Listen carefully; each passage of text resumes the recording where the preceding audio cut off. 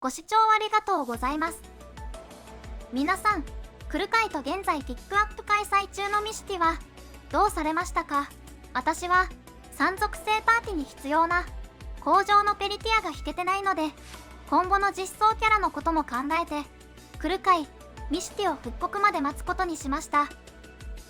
前回、毎月何年分の石やチケットを獲得できるか試算したので、今回は育成素材をまとめてみました。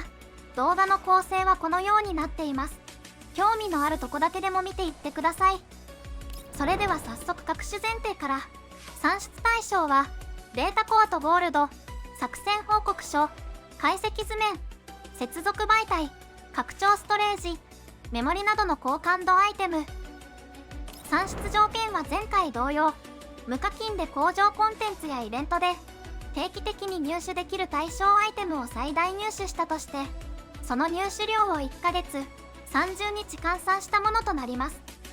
ただ、育成素材は入手量だけだと多いか少ないかわからないので、1キャラの育成条件をレベル60、武器レベル60、濃度と固有キー全開放、高感度レベル5として、集計した30日換算の入手量が何キャラ分に相当するかも合わせて算出してみました。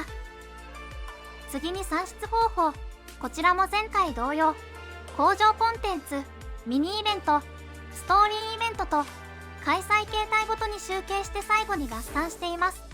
そして前回間に合わなかったダークゾーン分も含めています。チーム分についても前回同様、参加してない指揮官もいらっしゃるので、参考情報として別枠で掲載しています。なお、今回は算出の計算方法についての説明は省きます。詳細を知りたい方は前回の動画を見ていただくか、コメントで質問していただければお答えします。また、毎度のことですが人力集計かつ、過去のイベント情報など正確なデータ入手ができないため、漏れや誤りを含む可能性があることをご了承の上、ご視聴をお願いいたします。それでは早速、工場コンテンツ分はこちらの表の通りです。補足として毎日のスタミナ288はゴールド4回、残りを作戦報告書と解析図面でそれぞれ 10.4 回で消費。派遣ショップと大規模目標挑戦のデータ交易は効率等を考えず、今回集計対象アイテムを全て交換した前提としています。また、一番右の相性度ポイントとは、隠しメモリや贈り物といった高感度レベルを上げるアイテムは使用した時に得られる相性度ポイントが異なるので、事前に各アイテムで得られる相性度ポイントをこの表のように計算して合計したものになります。続いてダークゾーン分。本来は工場コンテンツに含めるべきものと思いますが、最近追加されたので確認の意味で別出ししました。収集分については低階層、中階層、深層すべて入手できますが、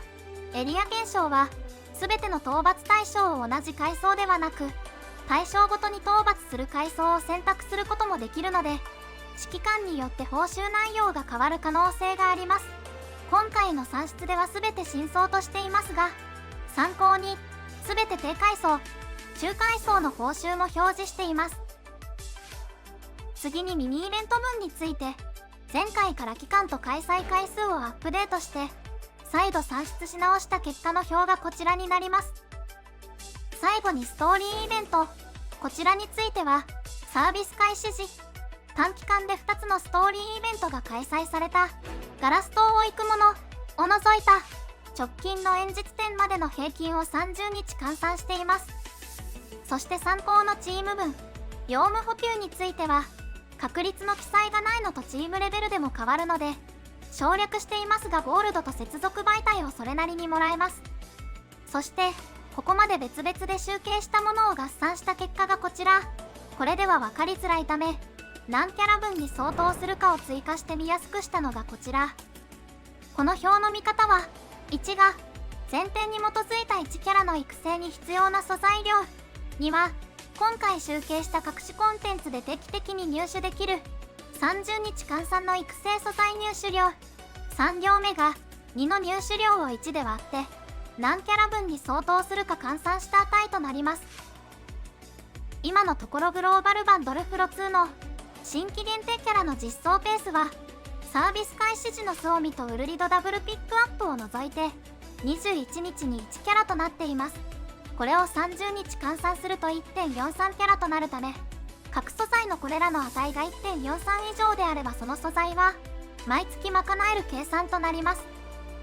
ここから集計していて気づいたこと、気になったことをいくつか話していこうと思います。はじめは指揮官が感じるデータコア不足。集計結果ではデータコアは毎月足りていることになっていますが、これには多くの指揮官が違和感を感じると思います。これは2つの理由があるからで、1つ目は皆さんもご想像の通り、先の入手量で賄えるのは新キャラ分であって、配布や工場キャラ分が含まれていないためです。特に始めたばかりの指揮官や全キャラ入手して育成している指揮官は不足感が大きいと思います。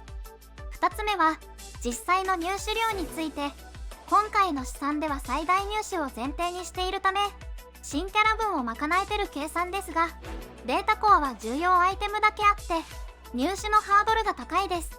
データコアの入手量だけをまとめた表がこちら。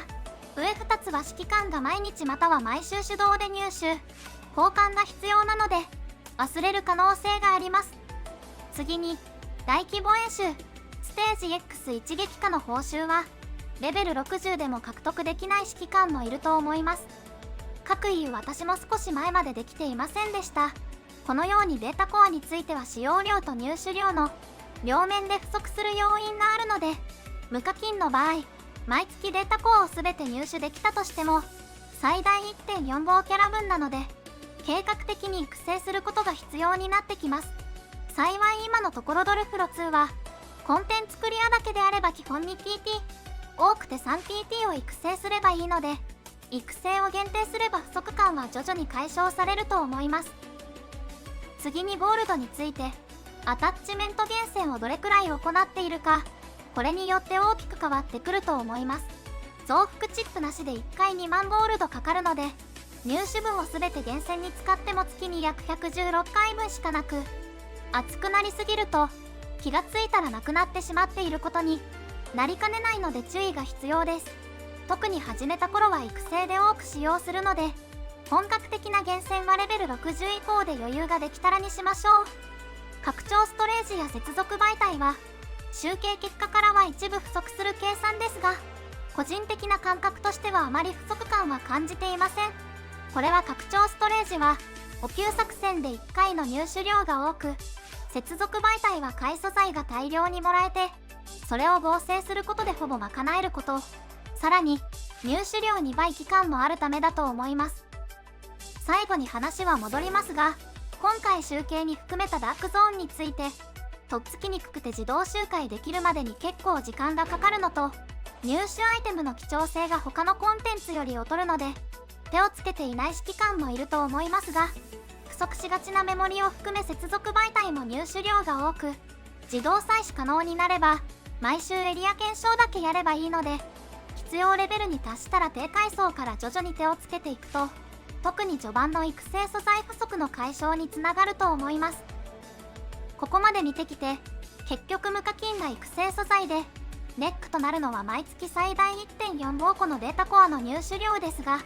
そもそも無課金が毎月 1.43 キャラを入手できるかといえば、確率的には難しいので、過度に節約しすぎないで、